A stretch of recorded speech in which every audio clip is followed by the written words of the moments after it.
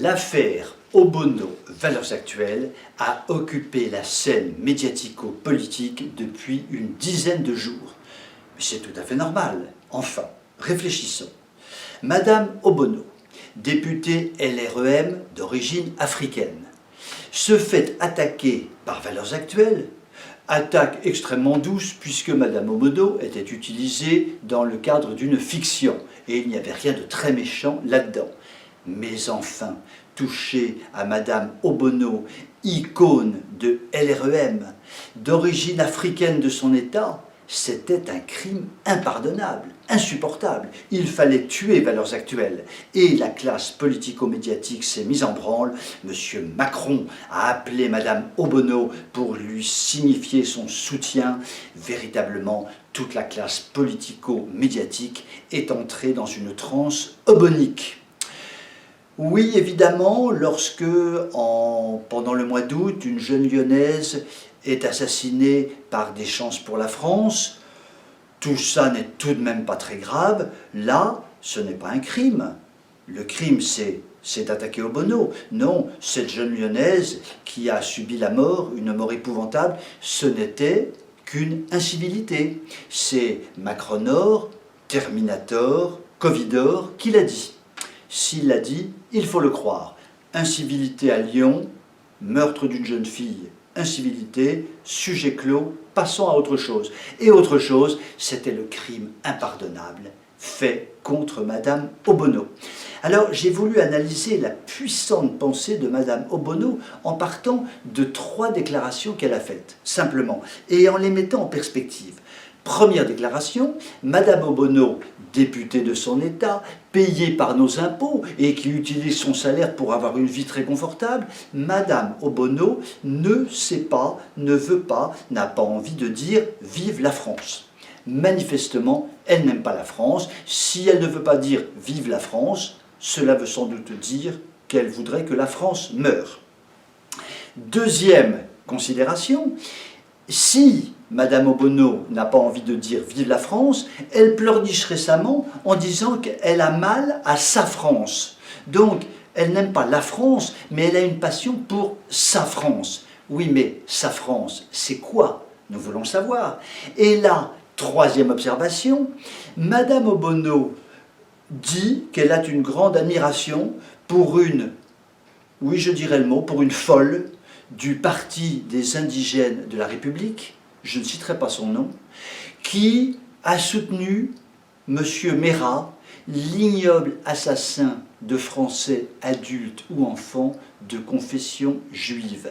Madame Obono ose soutenir cette dinguette. Et là, nous nous disons que la pensée puissante de Madame Obono, qui s'enchaîne mécaniquement, elle ne veut pas dire « Vive la France », mais elle a mal à sa France et elle soutient une femme qui a une haine absolument recuite pour la France au point d'accepter l'assassinat ignoble de Français adultes ou enfants. Eh bien, nous pouvons nous dire que Madame Obono représente tout de même objectivement, en tant que députée, un danger pour la France. Et nous ne pouvons que remercier Valeurs Actuelles d'avoir créé cette extraordinaire polémique qui a permis de montrer aux Français ce qu'étaient les propres turpitudes de Madame Obono. Sur ces bonnes paroles, je vous souhaite une bonne soirée et vous dis à demain.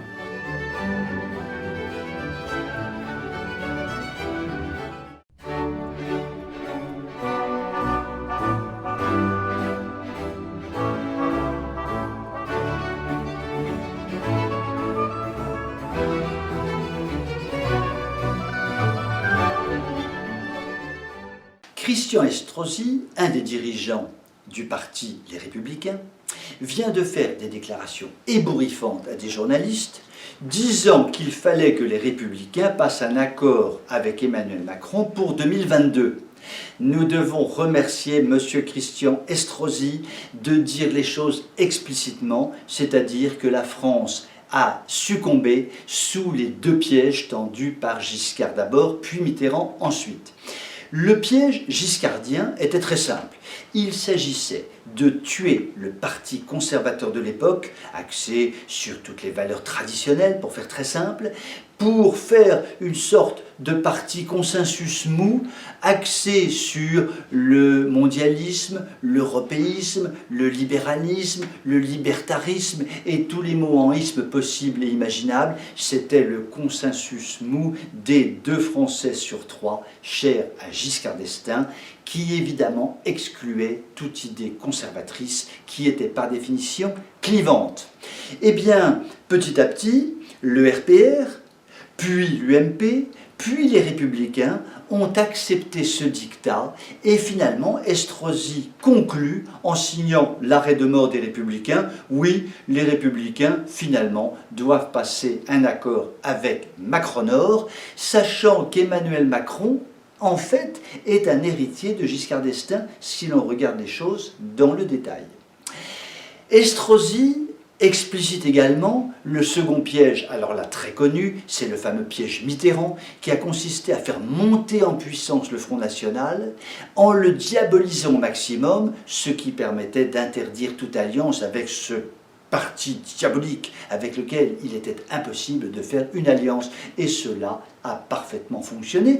Et Estrosi, d'ailleurs, l'accepte, puisqu'il n'envisage pas une seconde une alliance autre que celle que le Parti des Républicains pourrait signer avec Emmanuel Macron. Ces 2 pièges mortels ont conduit purement et simplement la France conservatrice à perdre toute voix, toute représentativité, ce qui veut dire que les partis UDF, RPR, UMP et LR sont véritablement parmi les artisans des fossoyeurs de la France. Sur ces tristes paroles, je vous souhaite une bonne soirée et vous dis à demain.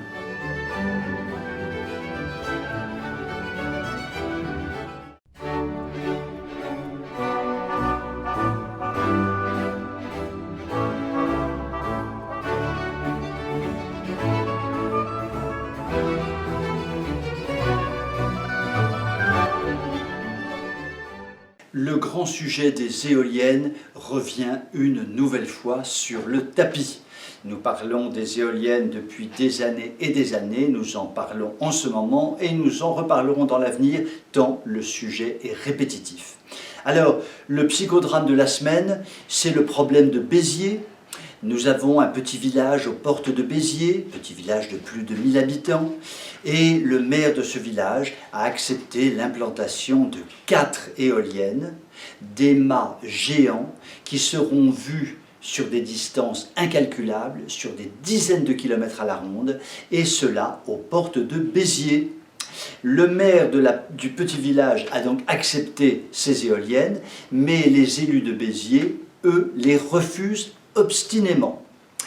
Alors, je voudrais faire 3 observations sur ce problème des éoliennes. Première observation, est-il normal que le maire d'un petit village accepte dans son coin 4 éoliennes géantes qui vont perturber à l'évidence tout le paysage, éoliennes qui ne vont rien apporter à la collectivité, mais qui vont enrichir simplement les propriétaires des terrains sur lesquels seront posées ces éoliennes. C'est une vraie question. Est-ce qu'il est normal que l'enrichissement de quelques-uns nuise à la collectivité tout entière? Deuxième observation, il y a actuellement partout en France des problèmes entre les habitants des régions concernées et les éoliennes et leurs projets d'implantation. C'est un problème général qui couvre la totalité du territoire et il est impensable d'imaginer une seconde que pourra perdurer longtemps un système qui enrichit quelques-uns, qui fait le profit et le gros profit de quelques-uns au détriment de la collectivité tout entière qui n'y trouve absolument pas son compte sur aucun sujet. En tous les cas, nous savons désormais de façon scientifique que les éoliennes ne servent à rien, perturbent considérablement toute la région sur le plan de la beauté des sites et en plus de ça est un système totalement anti-écologique, puisque la construction des éoliennes est totalement anti-écologique, que leur destruction est aussi également totalement anti-écologique. Ça, c'était la deuxième observation. Troisième observation, eh bien, finalement, la troisième observation consiste à reprendre la formulation de Robert Ménard. Manifestement, depuis des années, le lobby des éoliennes, nous pourrions peut-être parler du gang des éoliennes ou de la mafia des éoliennes, emporte toutes les victoires puisque les mâts continuent à s'implanter partout. Et Robert Ménard, avec son franc-parler habituel, constate qu'il n'y a rien à faire contre ce système et dit simplement « il n'y a qu'une chose à faire, c'est à faire péter les éoliennes par des bombes ». Voilà un moyen assez brutal, mais qui peut peut-être réveiller un tout petit peu les consciences. Alors, que veut dire Robert Ménard quand il emploie cette expression? Eh bien, il explique simplement que lorsque tous les moyens sont tentés pour faire reconnaître le bon droit des Français, des habitants des régions, que tous ces moyens sont tentés et que l'échec est systématiquement au rendez-vous pour toutes les actions tentées contre ces éoliennes, il n'y a plus qu'une solution pour se faire entendre, eh bien c'est de faire sauter une bombe. Et c'est le cas de le dire, une bombe, ça fait beaucoup de bruit. Donc la conclusion est logique, à bon entendeur, salut. Sur ces très belles paroles, je vous souhaite une bonne soirée et vous dis à demain.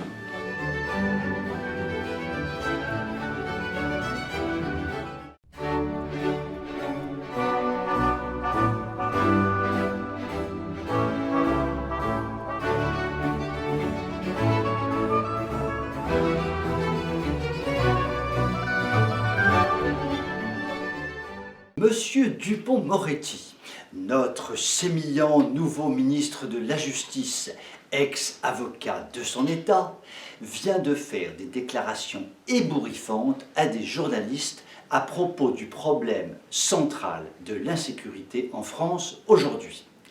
Qu'a dit notre bon ministre? Alors tout d'abord, il faut savoir qu'il était avocat.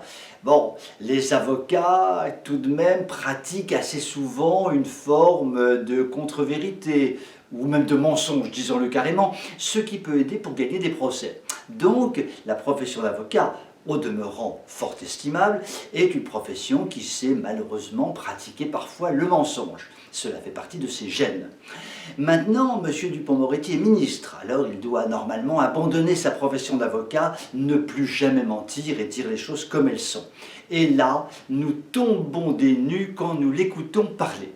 Qu'a dit notre bon ministre aux journalistes qui l'interrogeaient? Premièrement, et ça c'est important, il n'y a en France qu'un sentiment d'insécurité manipulé par l'opposition dans un sens populiste. Un sentiment d'insécurité. Dupond-Moretti, de qui te moques-tu? Je vais rafraîchir ta mémoire qui ressemble à celle d'un petit moineau. En l'an 1950, il y a eu 600 000 actes délictueux déclarés.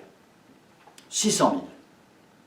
En 1980, ce chiffre est passé à 2 600 000.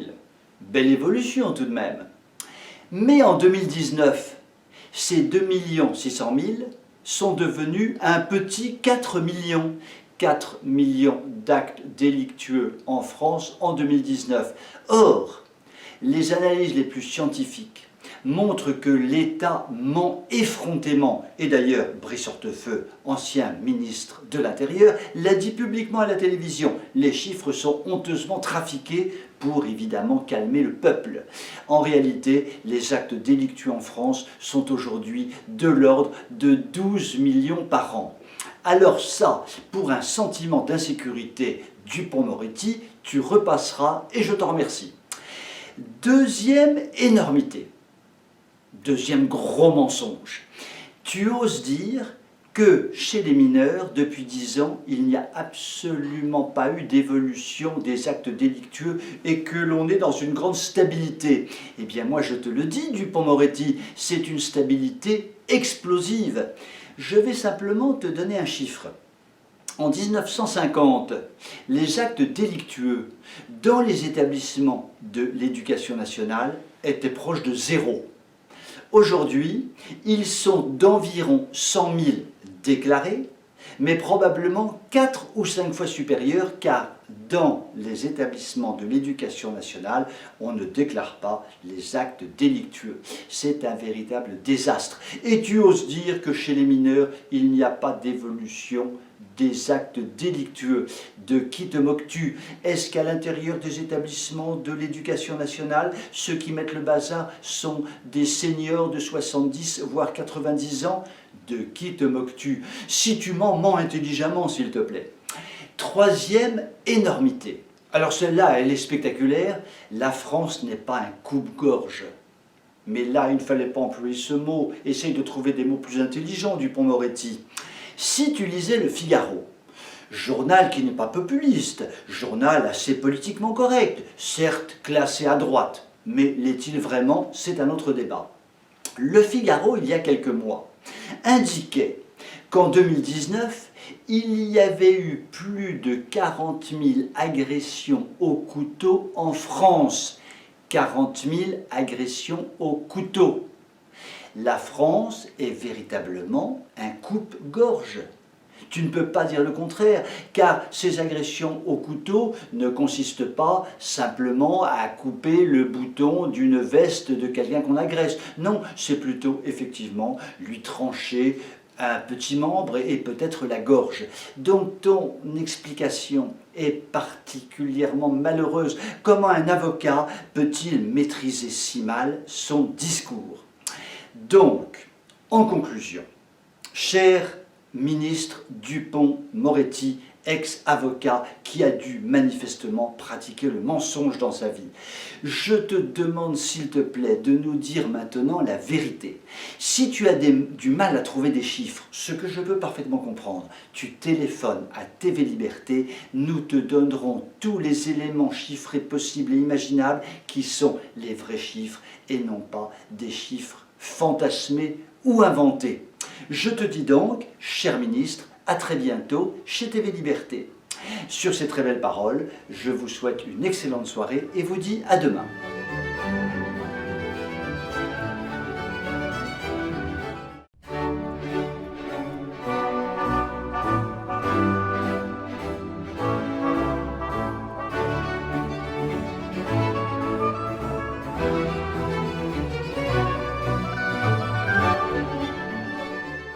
Dans les routes de l'invasion migratoire qui se fait entre l'Afrique ou le Moyen-Orient et l'Europe, la petite île italienne de Lampedusa joue un rôle important. Des centaines de milliers de clandestins sont passés par cette île avant de rejoindre le continent européen. Or aujourd'hui, les habitants de Lampedusa, petite île de 6000 habitants, se révoltent, n'en peuvent plus, ne supportent plus ces flots migratoires qui manifestement sont en train de détruire l'île ou en tout cas de l'abîmer sérieusement. Il y a donc une révolte des habitants de Lampedusa. En 2014, je suis allé à Lampedusa car je voulais voir exactement ce qui s'y passait et je n'ai pas été déçu. Lampedusa est donc une sorte de plateforme, une petite île. Tout est fait pour accueillir les clandestins, venant d'Afrique notamment. Vedettes rapides, bateaux de guerre, navires hôpital, associations s'occupant d'accueillir sur l'île les clandestins, camps d'accueil à l'intérieur de l'île pour accueillir les clandestins, puis cargo ou paquebot pour transporter ensuite les clandestins sur le continent européen, sur les côtes en général, à la hauteur de Rome, sur les côtes italiennes.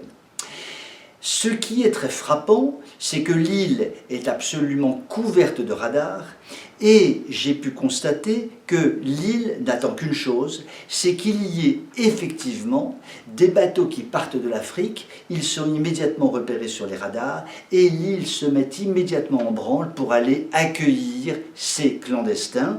Le navire hôpital s'en va accompagné des vedettes rapides, le bateau ou les bateaux sont accostés, les clandestins sont intégrés sur les bateaux italiens, Tout ce petit monde revient sur l'île de Lampedusa, passe par le camp de transit et 2 ou 3 jours après, les clandestins sont donc effectivement transportés sur la côte italienne. Quand on est sur place et que l'on examine attentivement les choses, l'on s'aperçoit que, en termes d'accueil, tout est fait de façon extraordinairement professionnelle. C'est un accueil à 100% et dès que les bateaux quittent la terre africaine, ils sont immédiatement pris en charge par Lampedusa. En revanche, en termes de dissuasion, strictement rien n'est fait.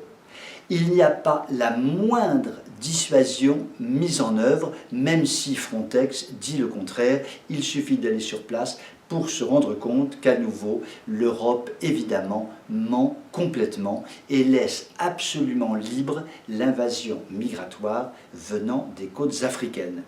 Il est donc tout à fait logique, dans ces conditions, que la petite île de Lampedusa, aujourd'hui, se révolte. Mais ce qui est sûr, c'est que Lampedusa subit cette invasion migratoire depuis des années, le subit actuellement et se révolte, mais cela ne servira à rien, car Lampedusa restera une base avancée aidant à l'invasion migratoire qui se développe actuellement à vive allure. Sur ces tristes paroles, je vous souhaite une bonne soirée, vous souhaite un excellent week-end et je vous dis à la semaine prochaine.